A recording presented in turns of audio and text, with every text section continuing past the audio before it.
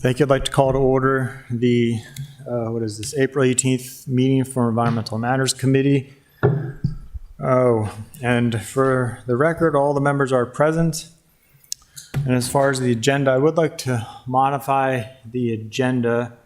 So I would entertain a motion that would remove R2423 from the agenda, since we don't have Rec and Parks here to discuss. I would also like to move we already have that stuff. I think that's the only, and at the end of the meeting, I would like to have a closed session added with the Office of Law and the City Manager's Office.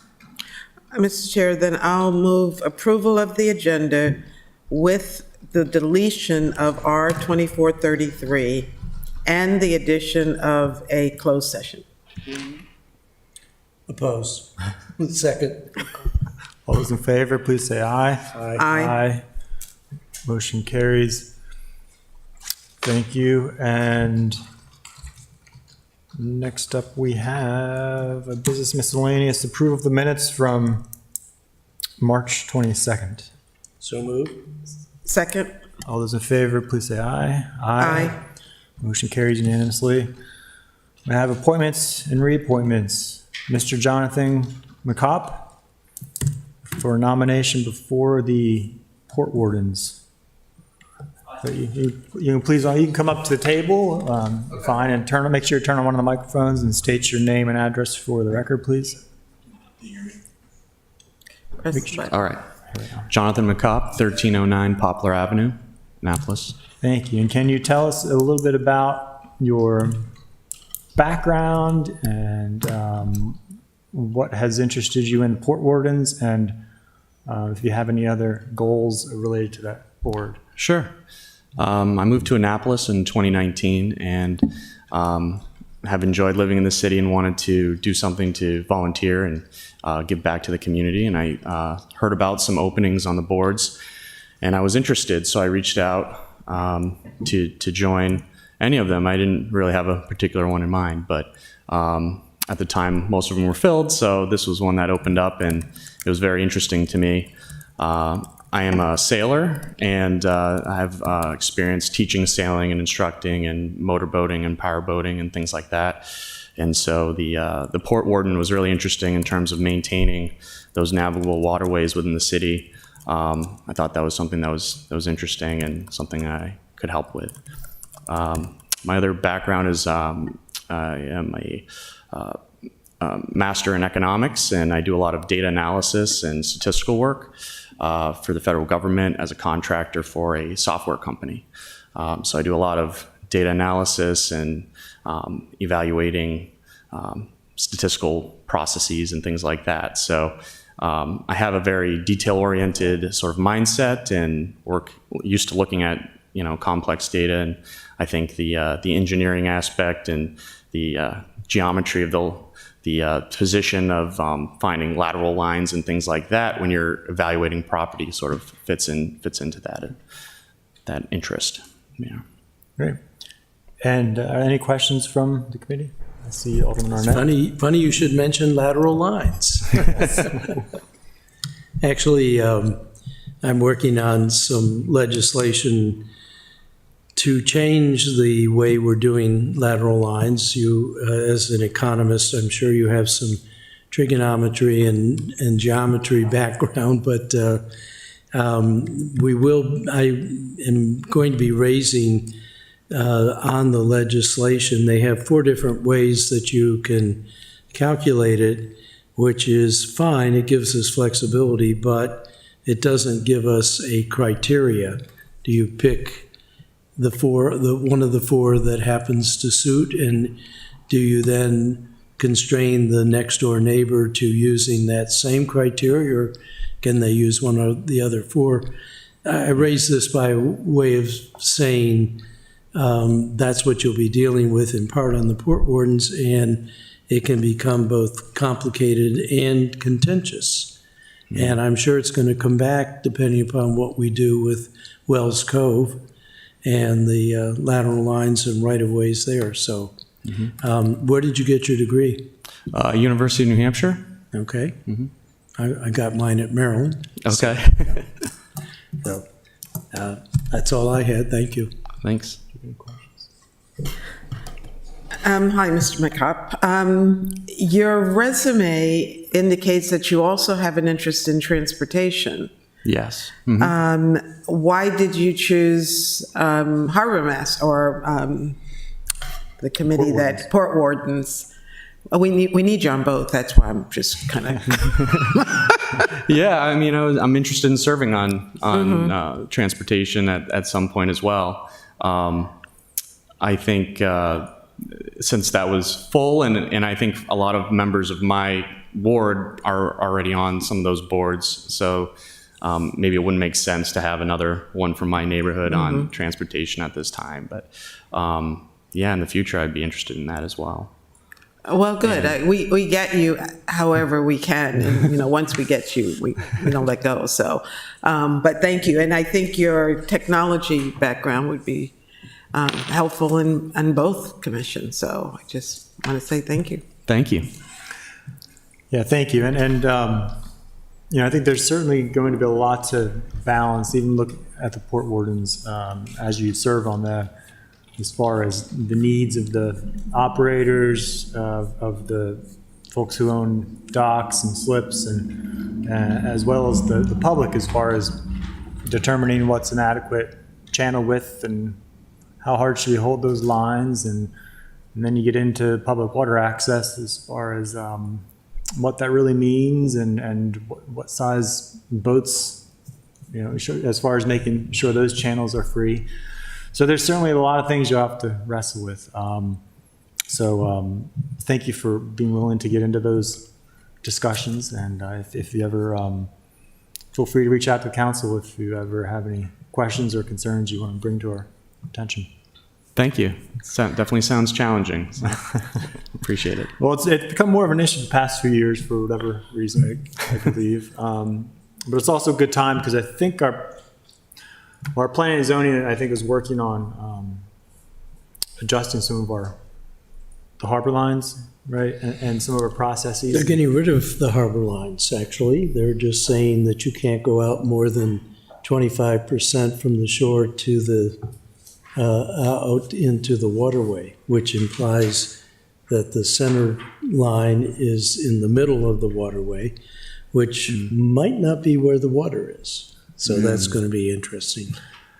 Yeah, but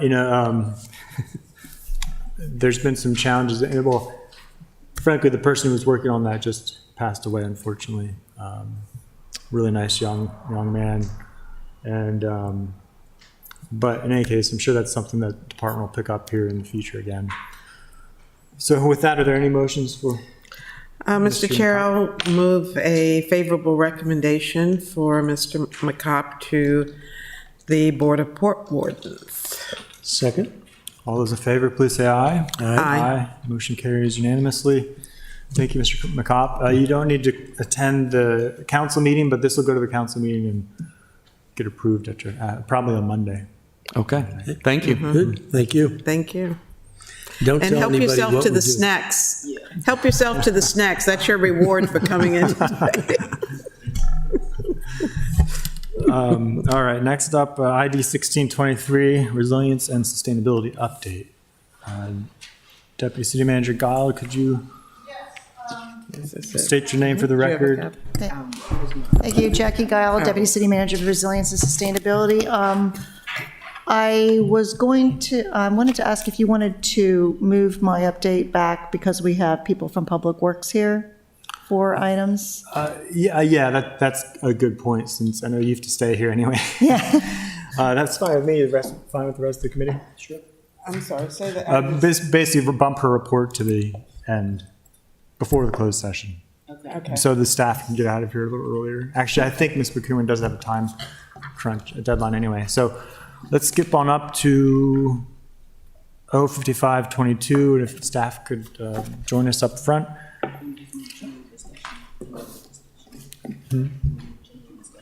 Yeah, that's good. Yeah, thank you. And so we'll be discussing both 05522 as well as R1523 since they are related.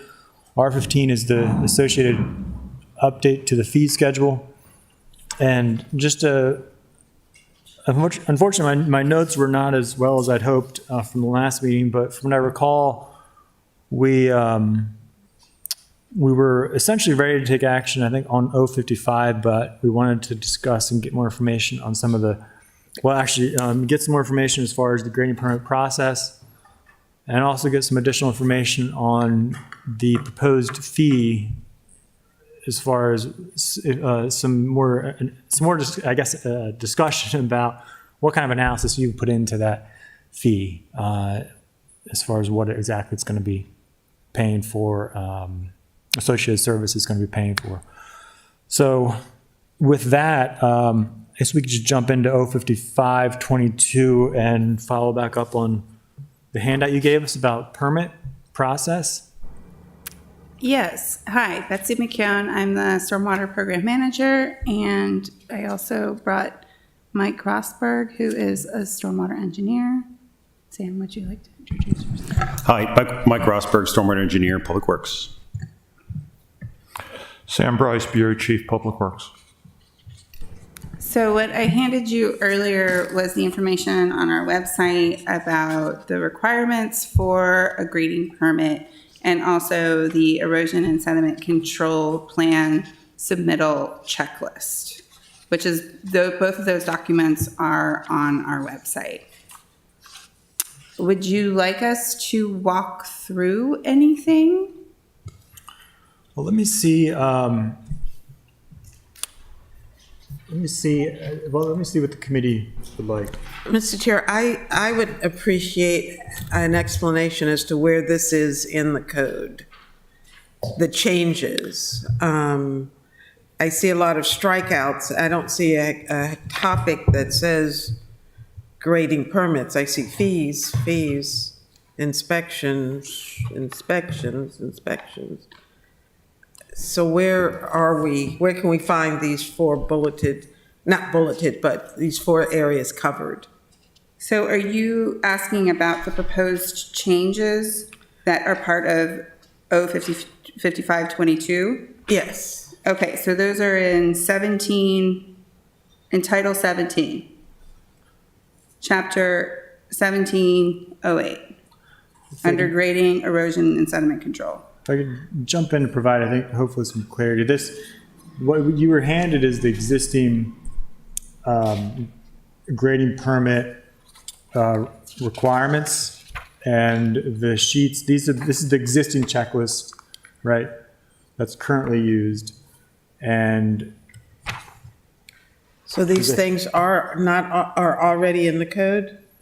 well, this in particular, because I think last time, if I recall, you were asking questions about where these milestone inspections would be looked at in the process, the permit application process. And I think that's why staff's providing this to show what the current standards are, and I guess where it might fall in terms of, because I think you're concerned about making sure that the applicants knew the new requirements and what was going to be required. And I was looking for a checklist so that they could say, I did this, I did that. So this is the existing, the second page is the existing checklist Okay, that they get as a part of any grading permit application, correct? okay. Correct. Now, we have implemented Energov, so the process is fluid. Is this checklist part of Energov? Yes, this checklist is included. It is included because even though we're going to Energov, the Anne Arundel County Soil Conservation District provides this checklist to applicants throughout. This hasn't changed. So this checklist is available to all applicants. So when they apply for a grading permit, they have this checklist and they use it they use it when they prepare their grading permit, so they know that. And I think it's step 10, I was just looking at it before, gets into for projects that require multiple phases. So they are aware that if their project requires, they will have phases, we will use for the milestone inspections. Did I understand you to say the county? The Anne Arundel County is the authority in the city who reviews sediment and erosion control plans. Yes. Okay, so the county's checklist is the exact same? That as is ours? theirs. That is theirs. We- Okay, Just a little bit of explanation. A requirement of the state law within any of the scenic rivers, of which Severn is one of them, is that the local soil conservation district must approve all sediment and erosion control plans. The local soil conservation district is entitled the Anne Arundel Soil Conservation District, so they are not part of Anne Arundel County government. They are a state agency. Right. So our city staff does the reviews and has their own approval, but then the Soil Conservation District gives their own approval, basically like the final say on the grading permit applications. so, but using the same checklist, so if they pass at one level, they're gonna pass at the other level? Okay. Thank you. Alderman Arnett? The blue in this document are hot links.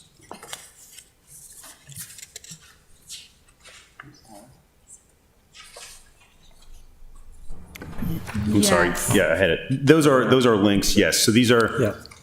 if you can hear me, the district offers those links as some are references and some are other references to other state documents that they're required to put on the plans, such as the standard responsibility notes it's just a separate link so they can grab a PDF and put it on their plans. So those are just in more detail and then even later it's here, they offer a reference to guidelines that the state uses to help applicants when they design their plan. Thank you. And I appreciate the detail. The checklist seems, to a novice, seems pretty thorough. Yeah, and to help hopefully offer more clarification, Alderman, on the first page of the checklist, you'll see on number 10B, so 10 refers to sequence of construction, and then B talks about phasing. So this is, what they alluded to is that, or stated is that the larger projects, for example, already have these different phases. And it mentions here phase 1 for clearing and grubbing, which is clearing the trees and installing sediment controls. Phase 2 shows the sediment controls different during, I guess, during subsequent phases. So phase 2 shows all sediment controls under phase 1. Blah, blah, blah. Okay, so phase 2 would be how the sediment controls look once they're actually starting all the construction and mass grading. And so this item B is where the milestones would come in. So every phase, based on how the legislation is written, would become a milestone. Is that correct? Yes. Thank you. And that's what would have the additional fee. So just like our other inspections, when somebody gets called out wants to get a milestone or a phase inspection, they would set up an appointment with either staff or contractor, right? Who would then meet them on the site after paying the fee for the inspection.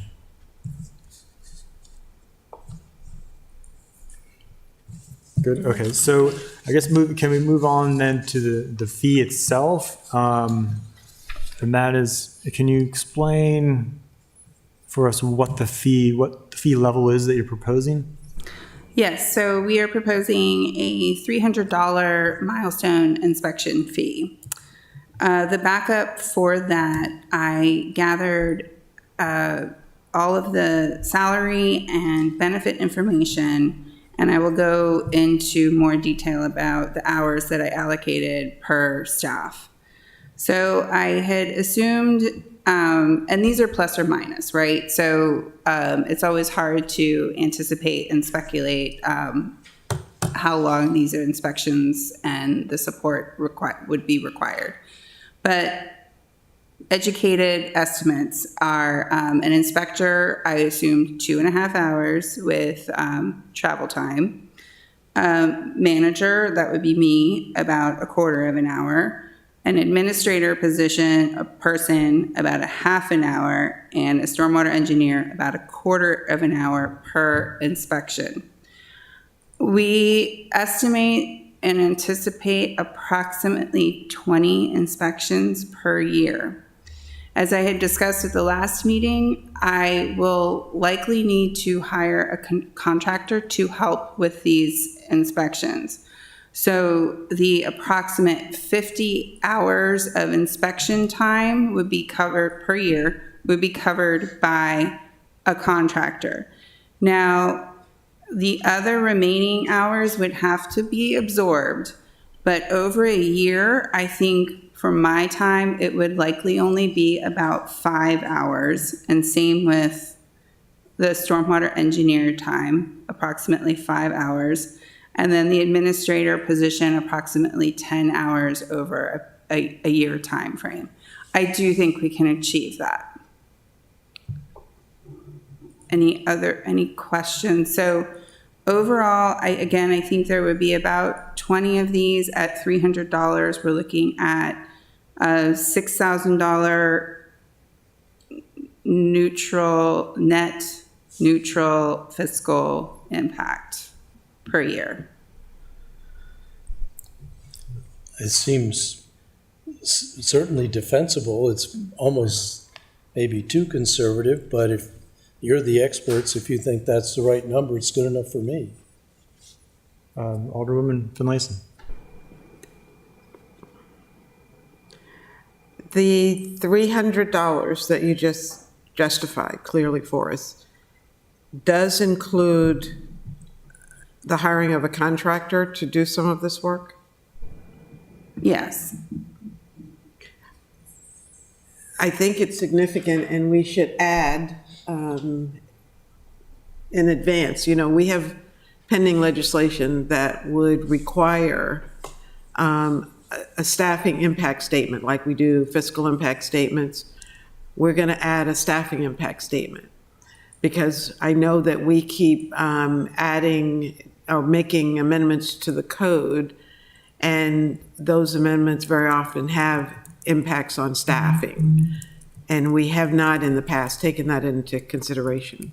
So this would be a perfect example of you would be telling us, yeah, we can do this, but I need additional staff to do it. And so I'd like for us to make that notation to this legislation. I don't know whether this will get through the process before the code change that I proposed. It's in the works right now. Actually, it's 016, I believe it is. But anyway, I just want us to make that notation. My other question, do you do all of these inspections now, just not without a fee attached? Correct. It's less formalized. So we don't require a contractor to call us and schedule it. Okay, so that's going to be a difference. It's an additional process. Okay. Okay, what is the normal, or is this a normal fee that other jurisdictions would charge? The county, for example. I don't know. I don't know if anybody else here does. I have no idea. We could ask the county that question. I believe this is maybe a little bit of unexplored territory, because normally with construction projects, you don't have these very clear milestones. So this is something that in my mind is new for this type of project, but we could explore this, ask this question to Anne Arundel County or Baltimore County and see if they're doing something similar to this. I did look at our fee schedule, and the reinspection fee is $300. So I seem to be on target there. And how many reinspection fees are predicted? I mean, what's the guesstimate, or?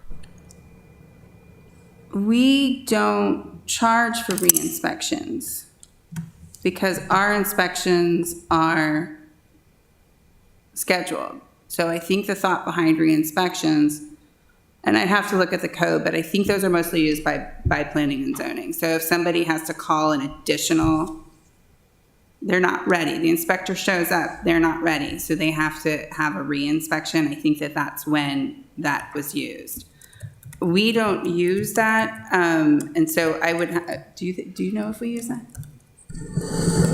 For things like grading permits, we don't use that because the grading permits are an ongoing inspection process. So our inspectors go out on a periodic basis that they have scheduled, and they inspect the site for sediment and erosion control. When you get into the, I'm going to call it the trade inspections, so your building inspections, plumbing inspections, electrical inspections, closing inspections, those are a little bit different because those are actually called for. So the contractor calls in and says, I'm ready for you to come and inspect. The inspector goes out. Now, if he gets out there and they're not ready, or they have a series of problems because they haven't built it to specification,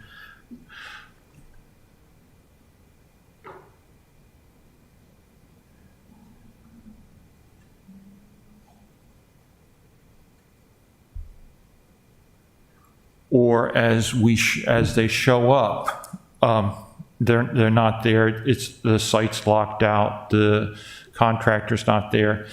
Then they are charged a reinspection fee for that day.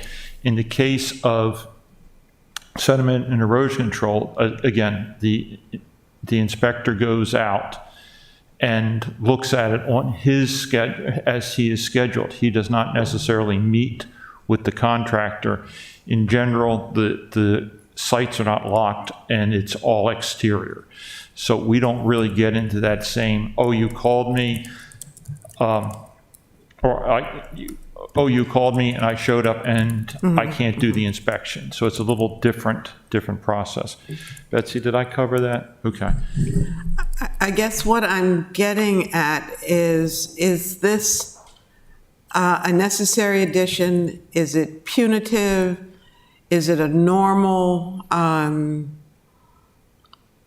piece of what we should be doing?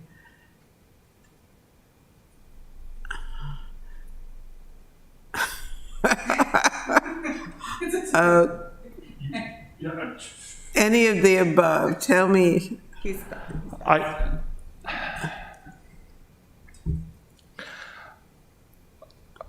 This legislation has been proposed by the council, and so we are following and trying to make this work in accordance with what the council has proposed. It's an effort, I believe, to make sure that as we're going through the phases, there is actually a milestone inspection that occurs. When you look at some of the smaller projects, for example, a single-family house or a very small subdivision, this type of inspection makes some very, very solid sense, I think. When you look at some of the bigger projects, because they have multiple things going on at the same time, and they have multiple phases within the sequence that are going on at the same time, it may be a bit more iffy. But again, it's a process we're going to have to work through to make sure that the goal of having these milestones is actually done. I hope I answered that question. You gave me the politically correct answer. Would you recommend this legislation from a perspective of practicing staff? I'm seeing kind of a shake a head no, and is it needed? I mean, I think when you asked, is this going on elsewhere in the state? I think again, this is the checklist. It's a state. Every county's soil conservation district, phases happen throughout the entire state. So I do think in the end, I see it as a really good effort to make sure that there's good dialogue and good communication to make sure that the approved plans are being followed through. So I think it's a step to make sure that everything is still being, because some of these projects can last a long time. So it's good to make sure that things don't carry on and that we're staying on contractors, even if they're, doing fine. It's still just a good step, I think, to make sure that everyone's still on the same page per the approved plans. So do you think charging them was going to make them stay on? Is that what I understood? But tell me I'm wrong. I think particularly the way Betsy has laid this out, with the utilizing primarily a contractor to do these milestone inspections.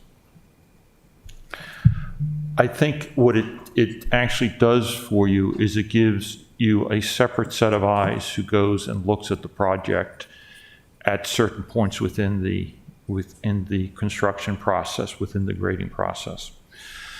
That allows possibly some better communications, not necessarily with that contractor to and I'm going to use a different term. The consulting engineer who we would hire has an opportunity to review what the developer/contractor is doing out there, and he may see things different than what our inspector is seeing, which would give us an opportunity to sort of have peer review of what we're doing. I think that is possibly the biggest advantage of this. Do I think that our inspectors are doing a good job? Yes. Do I think that I think they're particularly doing a better job now that we have 2 inspectors to be able to do this work. But again, on these bigger projects, the sequence of construction that we see in soil conservation's guidance, those sequences kind of merge together because the project is very big and they are doing multiple types of tasks with these bigger areas. They don't necessarily sit there and go, I finished the utility installation, I finished the road installation, I finished the water installation, I put the connections in, I did the grading. It becomes much more, I'm doing the grading and I'm putting the road in and I'm putting in the water and sewer, because most of these sequence of constructions for the bigger projects allow for these different phases to be done concurrently, and that's the way construction normally operates. You do have, again, on these bigger phases, multiple parts of the sequence concurrently occurring. That's really good. Okay, I think I get the gist. I understand what you're saying. My question was a little bit different, but I'm good. Thank you, Mr. Chair. There you go. And just to chime in on that as the sponsor, this legislation does more than just the milestone inspections, but as I think staff expressed, the benefit, and I believe I wouldn't be proposing this if I didn't think it would be a benefit to us, but what the milestone inspections would benefit. So currently in the plans, they do have the phases as mentioned, but all they say on the plans is that the contractor should call staff and let them know before they go to the next phase. This kind of operates as, the milestone operates more of kind of a stop sign or a yield sign, so that they have to, more of a stop sign, I guess, because they have to stop between each phase, schedule the appointment, get the inspector out there, and get their express approval before proceeding to the next phase. But like they also said, most of the sediment control inspections are not scheduled because they are meant to be that way for enforcement. You don't want to give the contractor heads up that you're going to be out there necessarily. But for the milestones, they are specifically scheduled because they are directly for the contractor's benefit, so they can keep moving on the project. But also just to reiterate, some of the other things that the legislation does is it does require inspections of receiving waters, and this is after storm events. It allows staff to do so.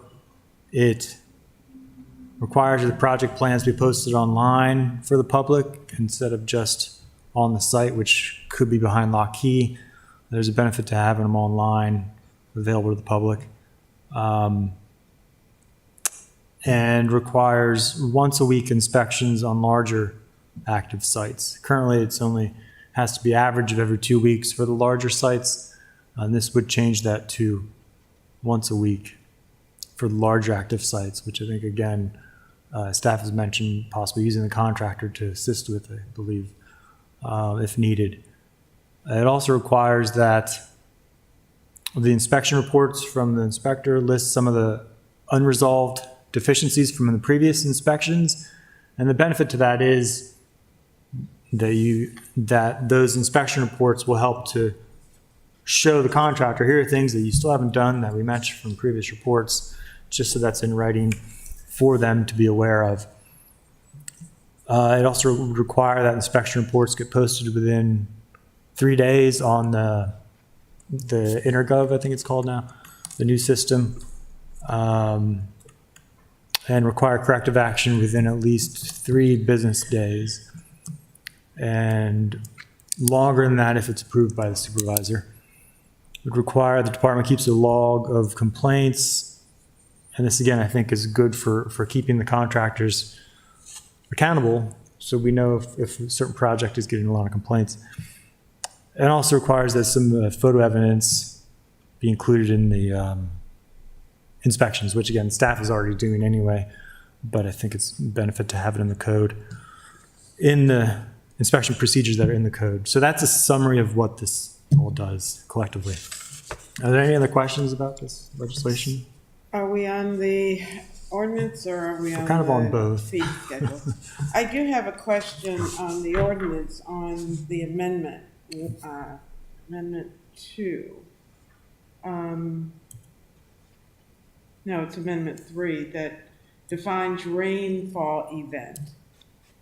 Having half an inch of rainfall in the construction area during a 24-hour period, which seems extremely minimal to me, especially recently after hearing the rainfall events in other parts of the country that have been pretty horrific. And I was just trying to research how much rainfall we collected yesterday. Half an inch sounds like not a lot to me. So can you share with me what you think as far as, and where you get these numbers, or, you know, what's a significant, or what's a rainfall event by standard? I shouldn't say normal either. Maybe start with the 10-year storm event and explain some of that. Yeah, I'm not sure, I don't have the amendment in front of me, but I know that, I believe on most, again, what SCD requires on their plans are these, when a rain event happens, they require maintenance of any sediment control, and I believe anything we would use would be from a state guideline as far as we use them as a reference to determine what size storm you need to inspect for or even design for, because those can vary also. So I believe we don't determine the numbers. I believe we use whatever the state guidance is as far as sediment control storm events are called for. Aren't the sediment control based on volume? They're not based Well, on a storm event. Yeah, and again, it's when the sediment control is in for review, it's based on a total, I guess it might be a half-inch rainstorm, but it's a total volume that gets these practices. So they're kind of restricted in that sense. But again, we just go by the state guidance as far as any rain events are concerned. And just to clarify also, just so we don't lose people, in the sense that this was added as an amendment because it was brought up by staff that they don't want to need to go out, because the way it was originally worded was they would have needed to do an inspection, I think after, well, it didn't even say when. It said that the inspectors always need to go out and inspect the receiving waters. So if they always need to inspect the receiving waters, that would have been a bit too burdensome on staff, because that's just more time they'd have to do. And if it hadn't rained, it doesn't really make sense that you need to. The whole point of inspecting the receiving waters is after it rains to see if there's pollution that left the site. And so that was why in the amendment, it clarifies that it's not every rain event, which, during a drizzle, you don't need to do that. but only during the larger ones, which would be half an inch or larger. And I'm happy to change this to increase it if staff thinks that'd be a better thing to do. We could always use an inch, but this was just kind of, half inch is kind of your standard storm event that we have. Okay. If that helps, hopefully that helps a little bit. Yeah, I think Mr. Bryce wanted to. Did you want to weigh in? If a half inch is a normal rain event, then I'm good. It just sounds minimal to me. Half inch is a relatively small storm event. I think what I would suggest, I don't have the answer right now, I think I would suggest that we go back and look at what the rain event that many of these sediment and erosion control devices are designed for by the state. And based on that, we could then pick an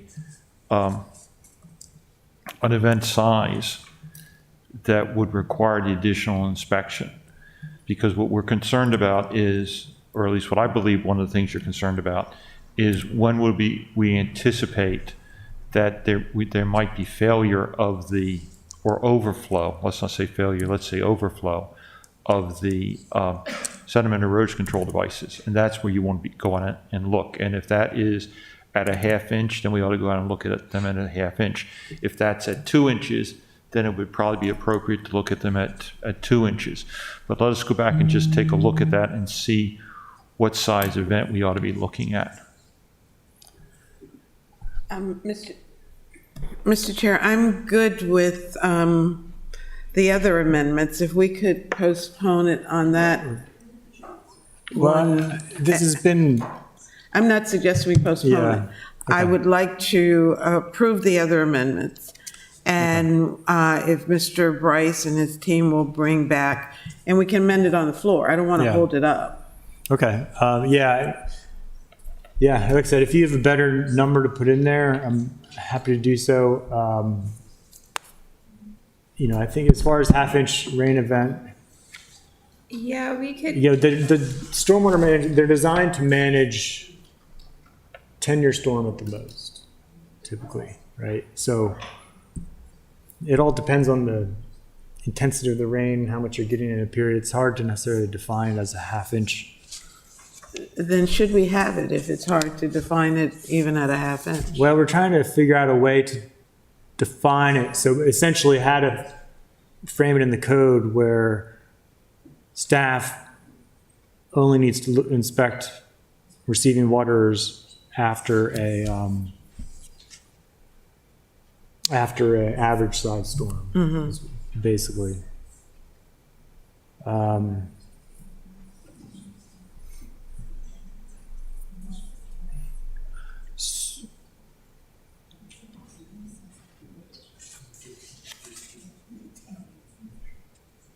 So I suppose, I think that, Alderwoman, might be a way forward is to, well, let me see how that amendment's crafted. That's amendment, well, it's number 3 in Amendment 1. And so we could pull out Amendment 3 from the recommended amendments from the committee and then come back with something else? Yeah, I would make the motion that we give a favorable, it says Amendment 1, but Amendment 1 has 5 pieces to it. Yeah, 12 pieces to it. Oh, 12 pieces, I'm sorry, just 5 on this one page. I think that's reasonable, because I think another adjustment while we're working on that amendment, I think would be to, and I'm trying to think, I also don't want to overburden staff, because if we get the way this is worded, I want to make sure it's not worded in a way where if we get a half-inch rain event, the expectation is you have to go to all your project sites that day. I know that's not quite feasible either. But maybe we could just have that be something that's done on the larger project sites, right? I'm not sure. Or if you have a different proposal about a way to make that a bit more feasible. only the active larger project sites, because there really aren't too many of those. But perhaps we could put together some ideas before this comes back to the,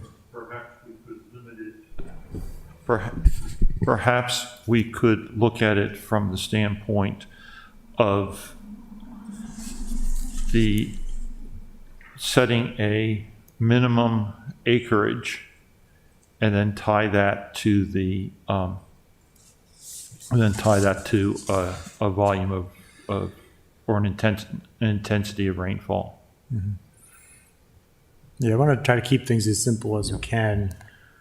Well, so I guess perhaps we can, if the department would be willing to put together some ideas, maybe we can have a quick virtual meeting to talk about what this amendment might look like. So we can get it on the, because I think if we move this, I think it'll be going on Monday's council agenda. Caitlin, do you know? I think. If you recommend it, Yeah, if it gets recommended favorably. So if we don't recommend it, or if we postpone action, then it won't be on the agenda, right? Yeah. but if you do recommend it. Yeah. So, Mr. Chair, would you be interested in approving it with some amendments and, Yeah, maybe we can make it just the committee amendments. Well, So, that- which would include that's all of them, including 3? 1 through 12, except for 3. Yeah, Or can we modify, can we amend the amendment? it's one amendment with 3 parts to it. So we want to take out one. All right, what about amending the amendment to remove number 3? Okay, So I move that we amend the Environmental Matters Amendment 1 to eliminate number 3. Second? All those in favor, please say aye. Aye. And then, okay, but we do need to get that corrected so that that loophole can be closed right now. So, Mr. Chair, I would make a motion that we give a favorable recommendation to O5522 as amended. Second? All those in favor, please say aye. Aye. Motion carries unanimously. Any motion on R1523? I would make a motion that we give a favorable recommendation to R1523. Second? And I do want to say on that, because I didn't want to lose an opportunity, thank you very much for the analysis on the fee. I found that to be very helpful and thorough, and I think it's in line with what you're looking at getting for other legislation. That's, I think, the kind of analysis we really need on a lot of this that gets proposed. So thank you for that. It's good to know as we. So maybe we should add, I said we need to make a notation, and maybe we should have amended the ordinance that said pending staff availability or pending adequate staff or something. I mean, we've already, but we can have that discussion. Well, that's what the fee is for anyway, in this case, Okay, to cover the specific staff costs. so then, could we amend 15 to say pending adequate staffing? I don't think so. I mean, it's establishing a fee. It's either it is the fee or it isn't the fee. Well, no, I think we can. I mean, we have our assistant city attorney over there who can tell us whether I can just add a sentence that says, Well, be it resolved that, be it further resolved by the Annapolis City Council that this legislation will take effect pending adequate staffing but that, and on the date of the But that's adoption. the ordinance, not the fee. well, the resolution, resolution establishes the fee that's going to be used to pay for the staff. Right, but I don't want to establish the fee if we don't have anybody to do the work to establish the fee. But they're doing a But- contract. Yeah, it's a contract. Somebody who'd be doing, a contractor would be doing these milestone inspections. Did I not hear that we're gonna, okay. The contract fee is included, so we don't need additional staff. Correct. I think the additional hours outside of what we would need for the contractor will be very easily absorbed Okay, because it's going to be minimal effort. And to address that even a little bit further, I already have a contractor available for this work, so it would not take a lot of work to get someone on board. okay. Well, that's what I'm interested in. Okay, I'm good then. Okay. All those in favor of the motion, please say aye. Aye. Aye. Motion carries unanimously. Thank you again, staff, for sticking with us and for all your work on this. And in case I forget, if somebody can get in touch with me about the amendment later this week, Rainfall event. the rainfall event, yeah. Yes, would you like to, Kaylin, do you want to help us schedule something? Yeah. I'll get in touch with you. Okay. Yeah. Please feel free to help yourself with snacks. Yeah, Kaylin, if you could schedule something for maybe Thursday, later in the day. Yeah. Have you looked at your calendar? Uh, You don't have a minute on should- Thursday. a minute any day. All right. Oh, that's true too. We'll figure it out. Maybe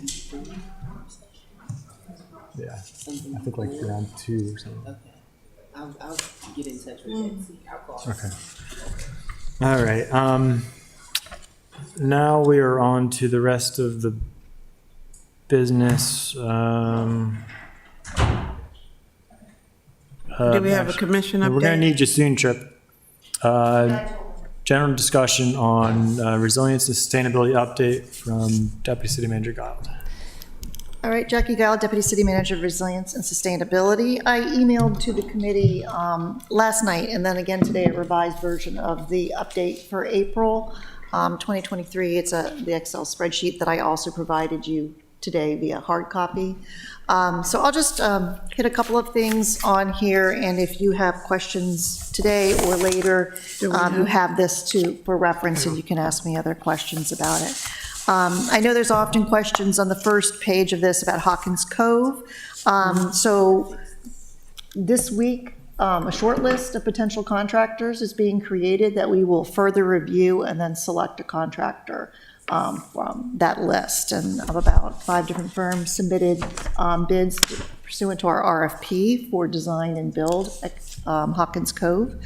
And this is, again, removal of the failing bulkhead and replacement with a living shoreline, removal of invasive species there, rebuilding of the pier that is crumbling in some places, building the living shoreline into harmony, if you will, with the existing project done, the stream restoration project done previously by the Spot Creek Conservancy that was not tied into the shoreline. It was a discrete project. And then there's some additional funds there later for construction to improve the trail system and tie it into trail improvements at Truxton Park. There has also been discussion about dredging funds. The state through DNR may be providing funds, $75,000 towards dredging of Hawkins Cove. We want to just do the channel to make it navigable. We will have confirmation of that sometime this month. Do you think that'd be enough? I don't think that will cover all of it. I think that at least double that amount will be needed to dredge the channel. We will have to do some cost estimates and solicit bids on that work. I think it'd be good to do right now it's a dock on a mud flat. It'd be Right. good to, I think, dredge along the dock if kids want to go and swim So, and put a boat yeah. in. In order to even use kayaks and paddle boards, we do need a navigable area Yeah. because you can't even launch them from that mud flat area. So that work will be, once we select a contractor, then late spring, we can get started with design and then move into, by fall, we'll be into permitting and hopefully into construction by then. There is about $680,000 already allocated, apart from the dredging money, towards this project. The initial part of it will be spent on design and additional community outreach as we go through the design process, and then that money, a large part of that pocket of money will be used for construction. Whether we can do everything we want there with the funds we have available right now is another question. We probably will be seeking other grant funds and further funds from the Chesapeake Bay Trust, which provided the initial seed money for this project. Let's see. And speaking of restoration projects, so the city is also this week on Thursday going to get together with the county and the Chesapeake Bay Trust to select projects that were submitted for that pool of money that the city provides $300,000 to the Chesapeake Bay Trust to help us select and then manage stream restoration, shoreline restoration, wetland restoration, and other stormwater control projects. So about 5 projects were submitted to the city. We may have $400,000 rather than $300,000 because one of the projects we funded last year for about $100,000 may not proceed. It has not moved so far, and we will find out this week if it will or will not. If not, then we'll have $400,000 and we'll be able to fund more work. And the projects were submitted this year by the Georgetown East Condos, Kingsport, HOA, Spa Creek Conservancy, Fair Winds Condo Association, and a project in Harness Creek. Again, those decisions will be made on those projects this Thursday. Are we allowed to submit letters of support for any of these? Conflict of interest. When these applications went in, they had letters of support, or were you being facetious about a particular project? Okay, I didn't hear that end part, but they did garner letters of support when they submitted with their applications. Okay, and... Okay, Waterways Cabinet has not met since January, so I will be scheduling a meeting of the Waterways Cabinet for later this spring, most likely late May. And a project that was very successful last year was Replant Annapolis, and this is a sister program to Replant Anne Arundel. This was a partnership between the city and the Watershed Stewards Academy of Anne Arundel County, where the watershed stewards solicited and interest in residents becoming tree troopers, training them on where to plant trees, how to plant trees, what kinds of trees to plant, native species, and then helping them with the cost of planting in their communities. So it's a community education and empowerment program. Last year, the city was the city's first year participating, and 104 trees were planted between Saltaire, Wardour, Chesapeake Children's Museum, and 96 residents volunteered. 24 residents were trained as tree troopers, and $22,100 of the $30,000 the city put aside for the program were spent. There was going to be a spring 2023 planting, but so far, invoices have not been paid from last year, and we're trying to determine from which fund they will be paid. There was an issue with Director Johnson had said that we could use the Watershed Restoration Fund, but we have since learned that he did not set up an account with this fund, with funds transferred to that account with finance. So therefore, we're trying to figure out where we will be paying the invoices, the 2 invoices for a little bit over $22,000, and how this program will be funded in the FY24 budget. I think it's well worth funding because of the 160 trees that were planted this year in Annapolis. 104 of them were planted through this program. So this program has been of great benefit to the city arborist, who is always underfunded as far as his tree maintenance and planting budget. And the city, you'll see in my spreadsheet, I talk about tree canopy, is not going to meet its goal of achieving a 50% tree canopy by 2036. In fact, the city has been losing trees and losing some of our very large mature trees, which are very hard to replace with tree replacement requirements. And so actually planning and zoning is thinking about modifying that goal of 50% to a 45% goal by 2040. So moving back the date and reducing the percentage of tree canopy. So I think in the FY24 budget, hopefully, I requested that planning and zoning add this to the city forester's budget. I don't know if it made it into the budget or if it will be further considered, but I think this is a program well worth funding. Alderman Arnett, did you have a question? Yes, thank you. On trees in general, but this section in particular, and I would say I'm not in favor of rolling back the goal to 45%. I think there's two thoughts here. One is, and I've been remiss, but I think we need to change the city code on people's ability to cut down trees at will in the backyards, because that's where we're losing a lot of our tree canopy. And unfortunately, at least in my ward, some specimen trees, I mean, they're very large trees that are going down wholesale because we don't stop it. So I think we've got to stop the bleeding, but I also think that we need to be thinking about a much more robust program. Every time I go by one of our public housing neighborhoods and I look at how barren they are and how they're not very hospitable, I think there's lots of places where we can productively put trees and improve many aspects of quality of life. So I would be very loath as a member of this committee to pull back from any of the goals, and in fact would like to push both legislative and budget changes to increase our efforts rather than move back. That's just my opinion, but I did have a note. By the way, thank you for the spreadsheet. It's very helpful. You're welcome. And while we were going through some of the less interesting parts of the previous discussion, I got all the way through and I have Okay, other okay. comments. And to your point about public housing, those are areas that are perfect for planting. They have some, there are some very barren spaces. I think it was a couple of years ago, we spoke to HACA about then they were very open to planting, especially around playground areas and other places where people would gather, provide some shade, cooling areas. Trees were removed from some of our public housing areas probably 20 years ago. The thinking back then was that the trees provided places for people to hide and for crimes to be committed. But the policing thinking has changed since then, and now we see trees as inducing people to come outside and be the eyes on the street.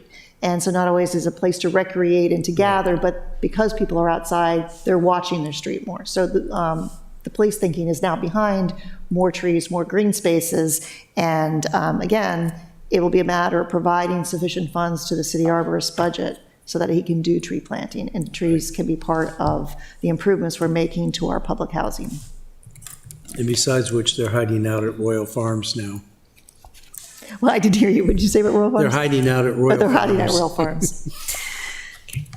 So the next area I'm going to highlight is the greening of the city fleet. I have Climate Change Consulting LLC on contract to me still. Their final strategic plan around greening the city fleet, replacement vehicles with electric vehicles, charging stations, funding for our city fleet, and a strategic plan moving forward with how many vehicles, what types of vehicles, and how much it will cost to replace those vehicles will be produced, and for each year what that will cost, how many vehicles that means to get us to a green fleet of electric vehicles for all those vehicles that we can replace. So we're not talking just about passenger cars and vans, but also light-duty trucks. There are some heavier duty trucks that are coming out now that are electric, and then also police cruisers and in-police inspection vehicles. We also have the 2 GEM vehicles that the city purchased this past year, the golf cart type vehicles. Those were purchased with money that was set aside in the mobility plan. As you know, 2 electric buses are on order. We have not received those yet. Those were purchased with federal, state, county, and some city funds.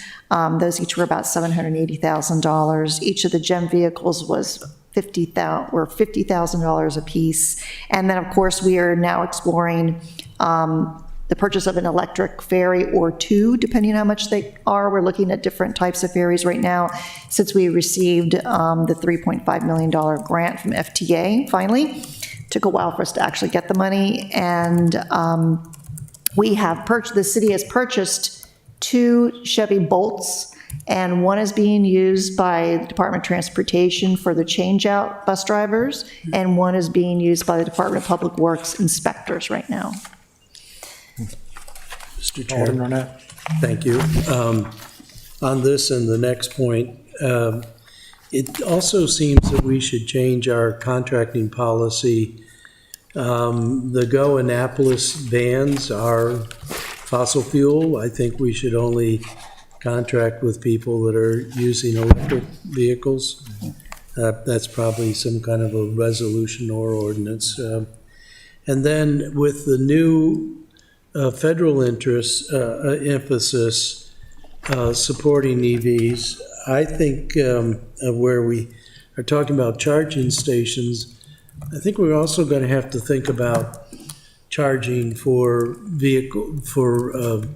residents' vehicles in the neighborhood. And I was thinking about it on my street.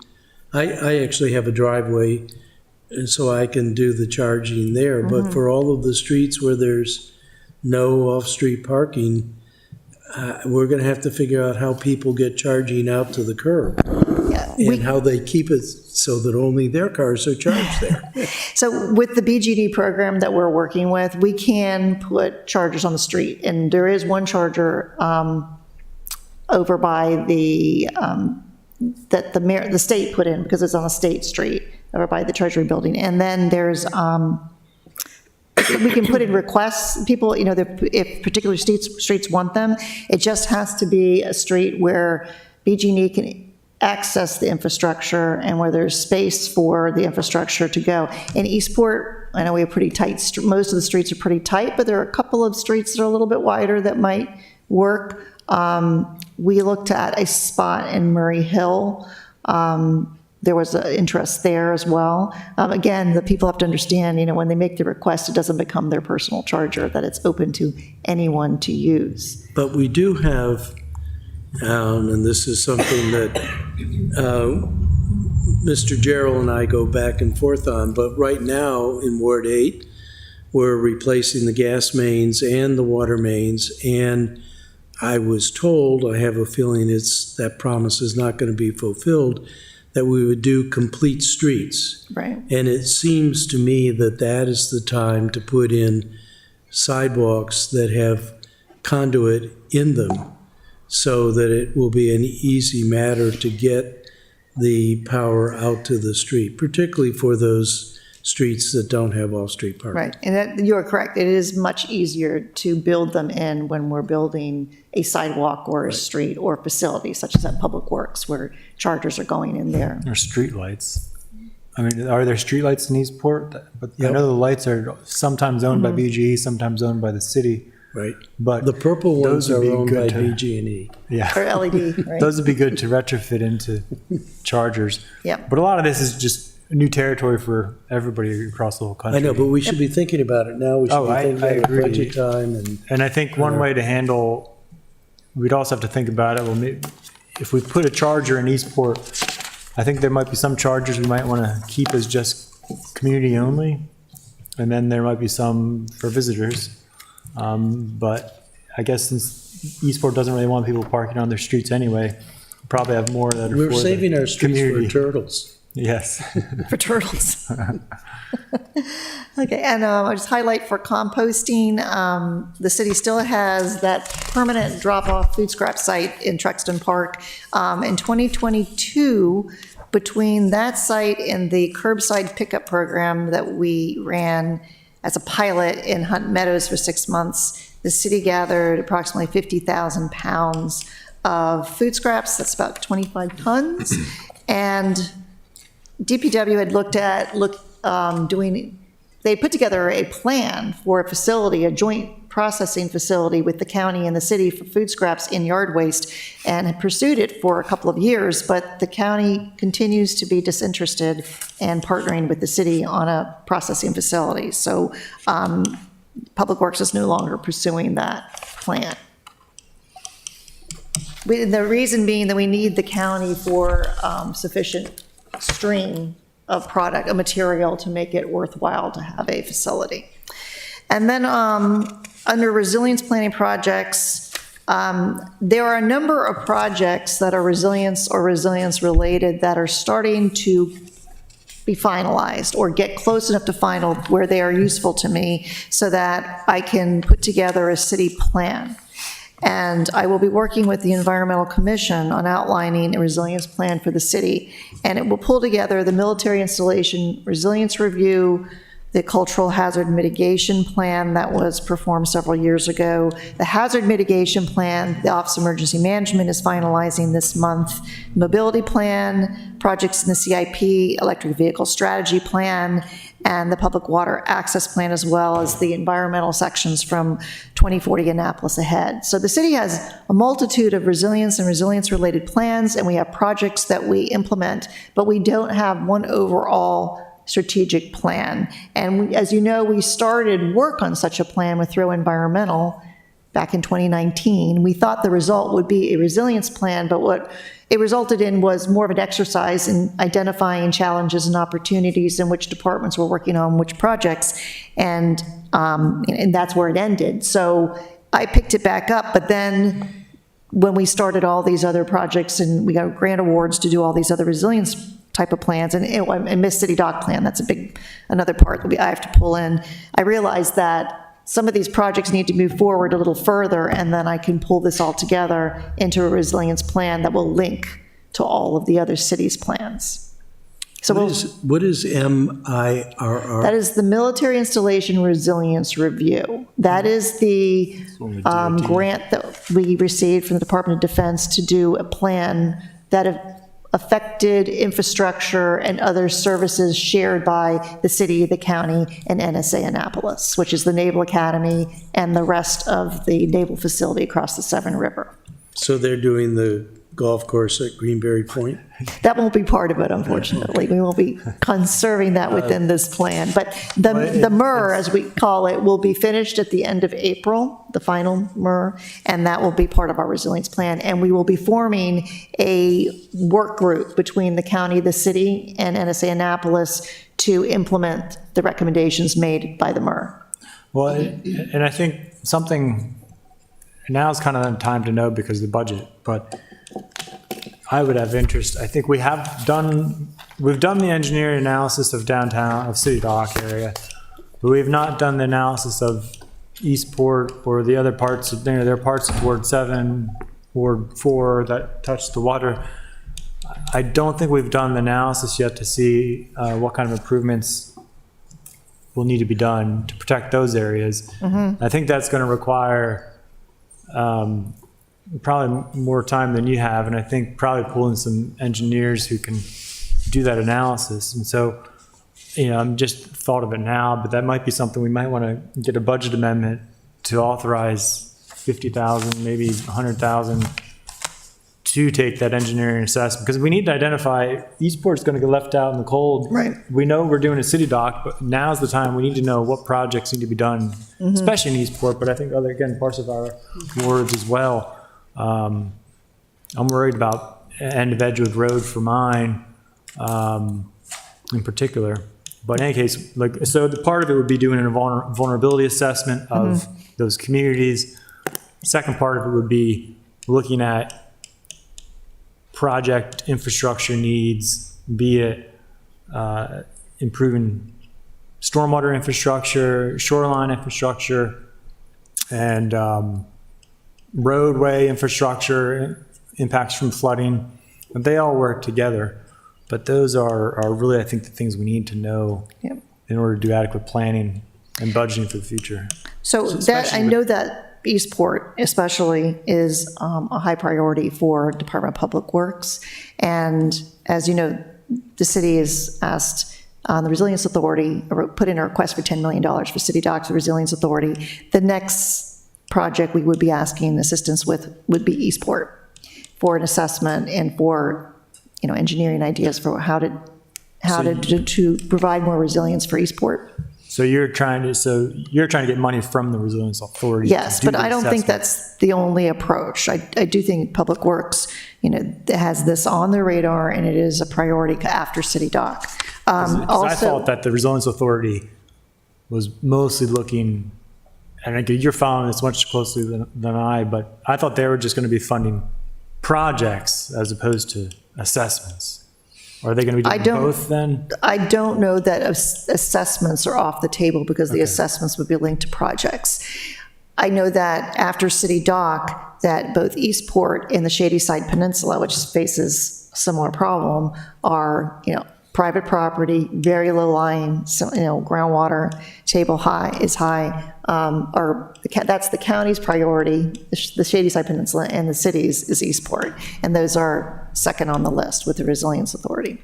I guess if you could, would you be willing to verify, since you're in contact with Resilience Board Authority to see if they would entertain covering an assessment soon for Eastport and the rest of our city, or if that's something that we need to do this year I'll add it to my potential budget amendment. I would say that it's not on their short list for this year. That's for kind the of, because Resilience they have to Authority. deal with the whole county. And the county has I think we might a just need to do it. large portfolio of roads and bridges that they want to address first. Yeah. So I think, I imagine all three of us would be interested in supporting that because it's Yeah. affecting all of our wards. So Matt, when I spoke with Matt Fleming last week, he and I came up with the idea that he would start meeting with the advisory committee, which is composed of city and county staff, quarterly. And so that we will be discussing issues just like this, of what we consider our priority projects and where we need help. And also, I learned today from Public Works that an assessment of Eastport is something that they're seeking grant funding for right now. Department of Nice Public to Works. know. An assessment for Eastport. For Eastport. The vulnerability assessment? A vulnerability assessment, yep. But it's mostly geared to stormwater. So the stormwater infrastructure part of it. Yeah, it needs to be comprehensive, all the infrastructure, really. Yeah. Including even, I think frankly, private property, just in the sense of shoreline and flooding potential. The Corps did during the Weather Together initiative, the Corps did take a look at some of the properties in Eastport and said, bye. So those are the highlights from my report, and if there's anything else that, You're not getting away Oh, okay. without talking about the pollinator garden. oh, pollinate, okay. We've been in discussions with Novus Renewable, which is the new operator of the, semi-new operator of the solar park, and they are interested in helping us put in pollinator habitat at the solar park.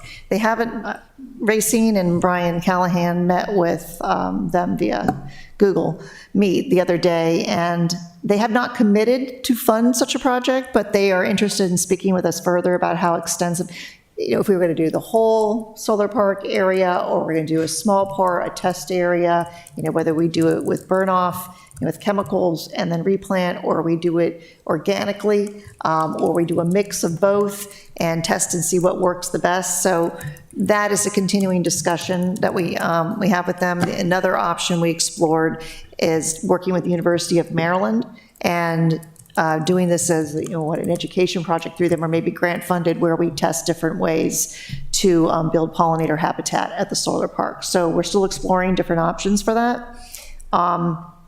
And we'll figure out how much it actually will cost. Because if we went all organic, as you know, that would be about a $400,000 cost. If we did the chemical burn off and replant, it'd be about a $100,000 cost for the entire solar park. But we may want to start with a smaller section, test it out, see how it I cannot goes. believe we're even considering chemical, No particularly perched right above the old reservoir.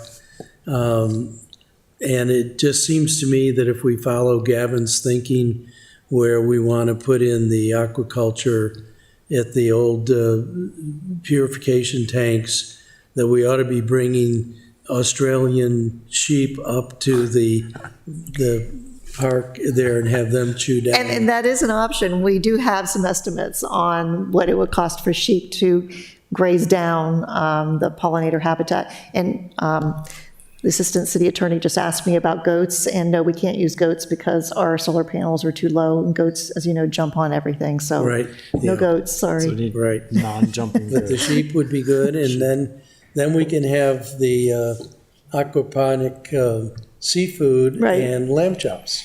I There you thought we go. were going to put hops in there. All right. The last thing on your list, the certifications for the birds and the bees. certifications for the The birds. and very bees. last line. Yes. I'm glad that we're doing things for the birds and the bees here. All right, thank you very much. You're welcome. I Deputy was City just Manager. to see if you read it to the very end. Yeah, that's right. And he did. Oh, sorry, did you have anything? Okay. All right. And, all right, I guess that concludes our business, formal business, at least as far as open session. So I would, Oh, did you have any questions about the Resilience Authority amendments? it's not on our agenda right now. Okay. Next meeting, I Okay. imagine. But I think it's fine. Yeah, Julie would say you have to go back live to adjourn the meeting. yeah, that's fine. So I would like to get a motion to go into a closed session. So moved, but do we have to do per have to- state section so-and-so, such and such? I'll second that. Do we not have to close all this those- meeting, or we do it? No, it's the same meeting. You just have to come back Okay. live to adjourn the meeting. Yeah. Okay. All right, so all those in favor of a closed meeting per state standards? Please say aye. Mr. Chairman, do you have a reason for this closed session? Yes. Do you have a written statement prepared for this? A closing For- statement, if you will? Well, it was requested by the law office that this had to be discussed in a closed meeting. I have concerns about this not being on the agenda. I asked it to be on the agenda, and I amended it to include It it. is on the agenda? Yes. Fair enough. I would suggest that you enter closed session at this moment for purposes of seeking legal advice. In order to do so, there's got to be a written closing statement, which I can prepare right now.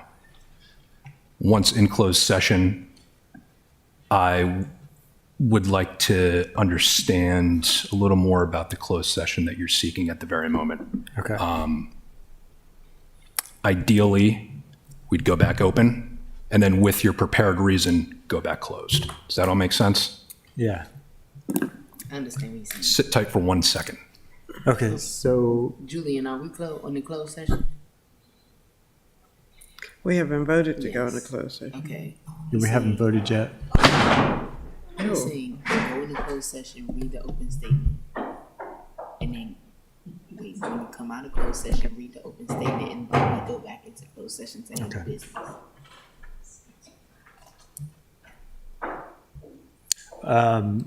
We're just gonna go in a temporary recess, I guess, until Okay, we get We're gonna recess. the information needed.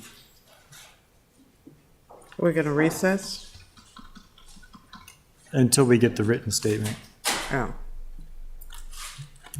Yes.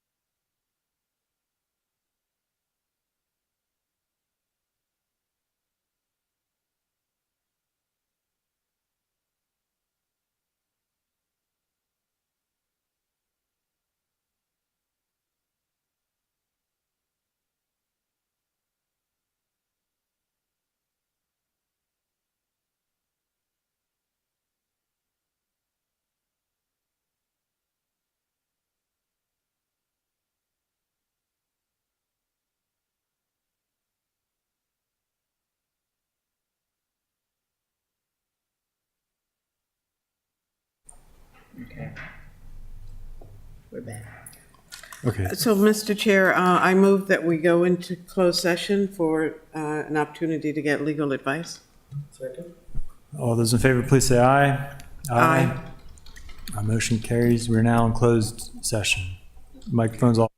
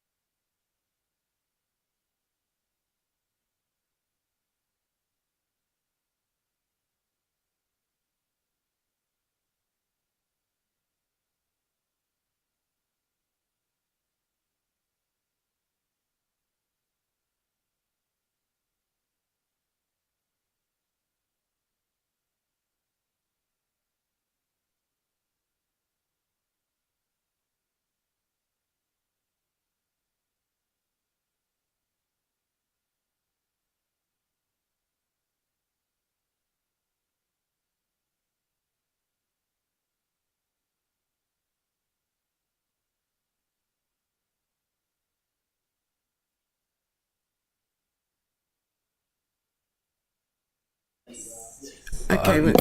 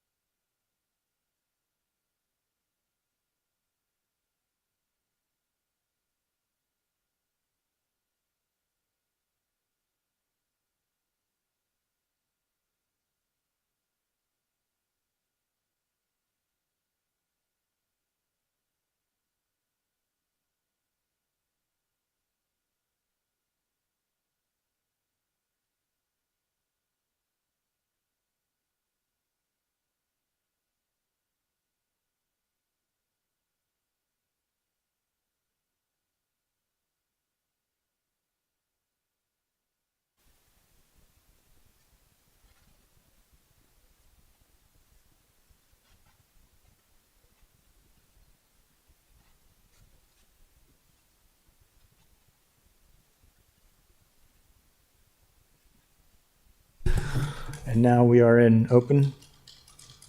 All right, yes, we are. All right, we are live again.